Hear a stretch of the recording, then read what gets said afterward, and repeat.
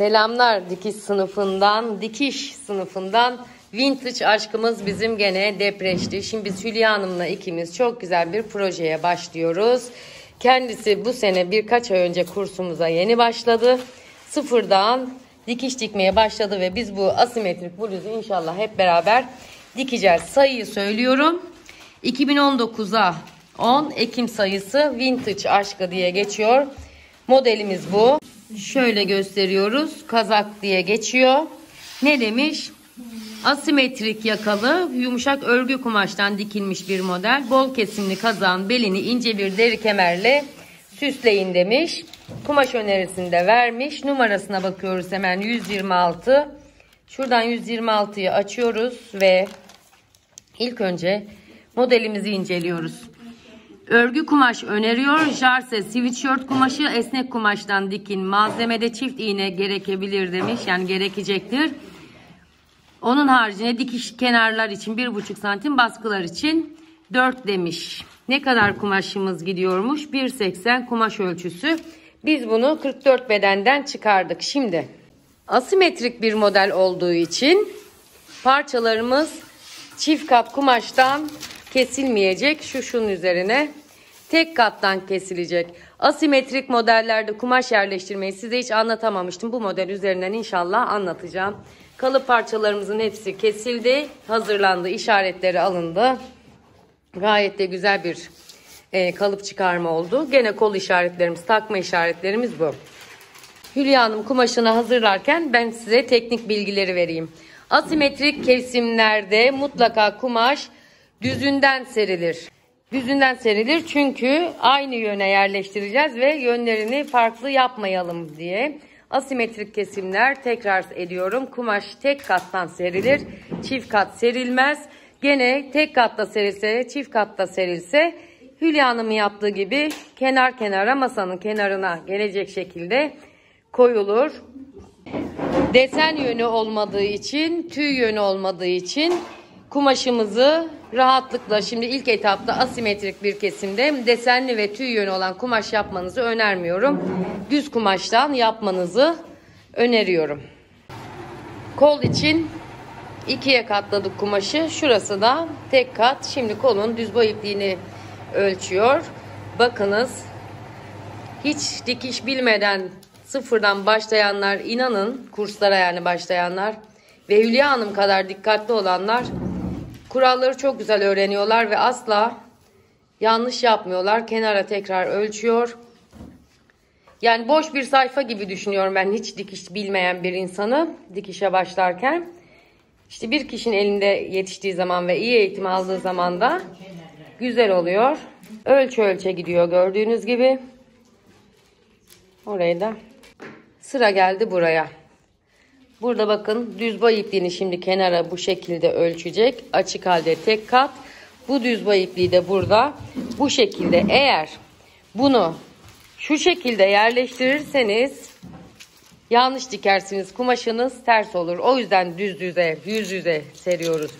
Kalıbın yüzü ve üst kalıbın yüzü, yani iki ayrı asimetri aynı yöne doğru olacak. Şimdi ilk önce büyük parçamızı, İlk önce büyük parçamızı mı yerleştirelim? Bir yerini koyalım. Şöyle. Biraz daha yukarıya çekebilirsin. Gene bluzumuzun ortasındaki düz boy iplik işaretini kenara ölçerek, yukarıdan aşağıya ölçerek yerleştirecek. Biliyorsunuz önce büyük parçalar, sonra küçük parçalar yerleştirilir. Daha sonra da bu düz boy ipliğini bu şekilde yapacak. Şimdi biz sadece arkayı yerleştiriyoruz. Kumaşımızda bu kadar var. Yani yetmiyor gibi gözüküyor ilk etapta ama Hülya Hanım buna kumaşı alırken yetmeyeceğini hesap ederek parça kumaşçıdan almış ve 2 tane aldığı için ön parçayı da diğer parçadan çıkaracağız. Aynen doğru oluyor. Koyalım. Onu da düz boy ipliğini kenara doğru ölçelim. Çok birleştirmeyelim. Oraya 1,5 santim dikiş payı vereceğiz. En az arası 3 santim olsun. Tamam. Şimdi 3-4 santim olsun.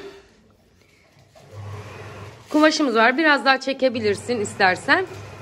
Yukarıdan aşağı düz boy ipliğini ayarla. Evet. Arka parçamız yerleşti. Şimdi dikiş paylarını vereceğiz. Her yerine 1,5 santim, etek ucuna 2 veya 2,5 santim vereceğiz. Şurada da bir dikiş olacak. Burada arka bedende 1,5 santim vereceğiz ama ön bedende başka bir planımız var. Bir tasarım yapacağız, oraya bir şey düşünüyoruz. Orayı da ön bedeni keserken size anlatalım. Önce kenarlarından evet 1,5 santim ölçüyor ve keseceğiz. Kol işaretlerimiz alındı. Ön kol takma yeri, kol ortası alındı. Dikiş paylarını çiziyor. Birazdan keseceğiz. Işığımız çok bugün yeterli değil. Hava çok kapalı. Şurası neymiş? Bakayım. Ha, kol oyuntusu. Şurayı güzel alalım mutlaka. Şu oyuntu bizim için önemli. Şuradaki oyuntuyu da şöyle çizelim. Şuradan şöyle çizerek.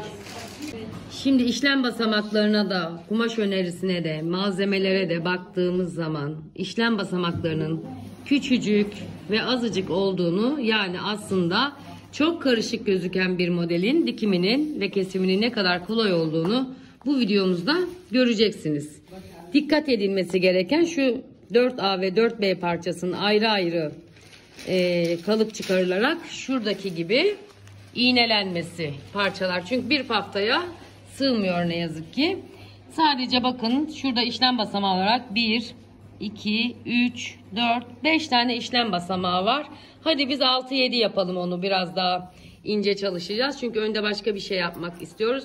Kesmeye başlayabilirsin Hülya Hanım. Hayırlı uğurlu olsun. Köşeleri dönerken dik açıları bozmamaya gayret et. Biz de modelimizi tekrar inceleyelim. 2A ve 2B ayrı ayrı çıkarılıp buradan birleştirilecek ve bir bütün. Bu bir bütün, bu da bir bütün olacak.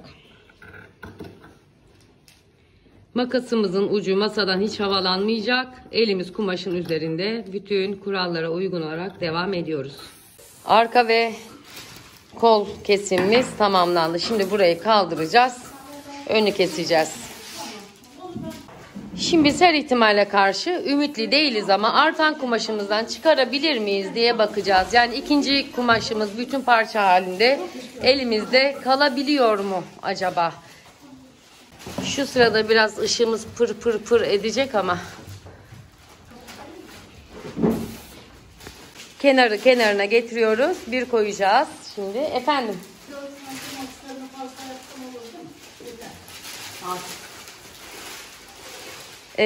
Hülya'cığım şey yapalım. Önce bir kalıpları koy, sonra iğneleyelim. Çıkıyor mu çıkmıyor mu ona bakalım. Bu buradan çıkacak gibi. Şurayı bir şey yapalım. Oradan bize Derya Hanım müsaade etsin biraz. Orayı serelim, açalım. Şu parçayı. Şimdi yanlış yapmamak için ilk önce bu parçamızı düzgün olarak burada koyacağız. Ondan sonra yönünü karıştırmadan bunu buraya getireceğiz ve düz boy ipliğini ayarlayacağız. Anlaşıldı mı?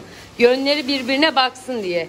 Yani şunu şuradan hiç kontrol etmeden bunu alıp gelip böyle rastgele şuralara bir yere koyarsak yanlış olur. İlk önce ben bunu nasıl dikeceğim diye yönü yönüne koyacağız.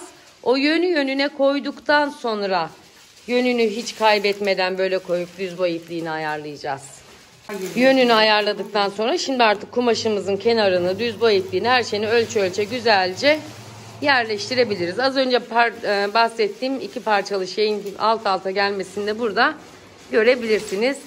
Şimdi yukarıdan aşağıya, sağdan sola iğnelemeye başlıyoruz. Evet, şimdi buradaki düz iplik çizgimizi yukarıdan önce yukarıyı yapalım. Tamam. Önce yukarıyı. O çizgiyi kenara paralel yapacağız ya da şu kenara paralel yapacağız. Uzun yolunu mu tercih ettin? Neyse. Koyalım orada. Ölçüyoruz. Kaç santim? Kaç? 95. Altı ölçelim. Orasında 95 olması lazım. Hemen düzeltiyor. 95'e getiriyor ve üst parçamızı da düz boy ipliğine dikkat ederek yerleştirmiş oluyoruz ve kumaşımızın bir parçasını da kurtarmış oluyoruz. Biz başta evet iki parçadan çıkarırız bunu, yetmiyor demiştik ama yettirdik.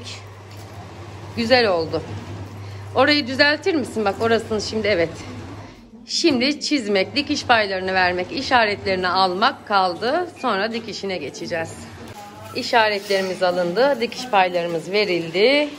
Şurayı tekrar çizeceğiz. Sadece şurada ve şurada dikiş payını biraz fazla verdik. Çünkü biz oraya bir tane metal fermuar dikmeyi düşünüyoruz. Dikim aşamasını da göstereceğiz zaten. Şimdi arkayı birleştirmekle başlayacağız. Parçaları yüz yüze böyle getirdik. Yani bunu şöyle kapatacağız ve sabun işaretlerinden iğneleyeceğiz. Şöyle. Getiriyor Hülya Hanım. Yüzü yüzüne olacak şekilde kapatıyor. Örme kumaş olduğu için overlockla birleştirecek ve ütüleyecek. Evet, arka bedenimiz şu an tamam. Ütüsü tamam, birleştirildi. Şimdi ön bedenin fermuarını yerleştirelim. Şimdi bu bluzun asimetrisine de şöyle bir önde fermuar yerleştirmeyi düşünüyoruz. Önce bir nasıl yapacağımıza karar verip tasarlıyoruz. Fermuarımızı yerleştirip dikeceğiz. Ön alt parçanın fermuarını yerleştirdik. Şimdi buradan fermuar ayağıyla dikilecek. Fermuarımızı diktik. Fermuar işaretlerimizi geçirdik. Şurada yakamızda şık bir fermuar oldu. Buradan tabii fermuarımızı küçülteceğiz. Açıp kapattığımızda da bir sıkıntı yaşanmıyor. Yakamız fermuarlı olacak. Şimdi ön ve arkayı birleştirdik. Buradaki dikişi birlikte dikecek. Şurasını birlikte dikecek. Alalım o oyuntuyu. Orada fermuar diktiğimiz için bir oyuntu fazlalığımız oldu. Asimetrik bir yaka olduğu için şu an sanki bir şeye benzemiyormuş gibi gözüküyor ama dikildiği zaman çok şık olacak. Evet, önle arka omuzlar dikildi. Şimdi kolları takılacak şuradan. Gayet güzel oldu. Fermuarımız sallanıyor, ne güzel değil mi? Evet, iğneleri dikine takarak ve kol işaretlerine dikkat ederek iki kolu da şimdi dikmiş olacağız. Orayı da gösterelim bir. Kollar kol işaretlerine dikkat edildi ve yerleştirildi. Birleştirelim. Ben size bir bakayım diye geldim. Kollarımızı birleştirdikten sonra şekli şemali ortaya çıkıyor yavaş yavaş, gördüğünüz gibi. Evet, şimdi ön prova yapıyoruz. Gördüğünüz gibi fermuarımızı diktik. Arkaya bir yakayı gösterelim. Asimetrik, daha yaka işlemimiz bitmedi. Fermuarımızı açalım biraz hafif. İstediğin kadar açabilir.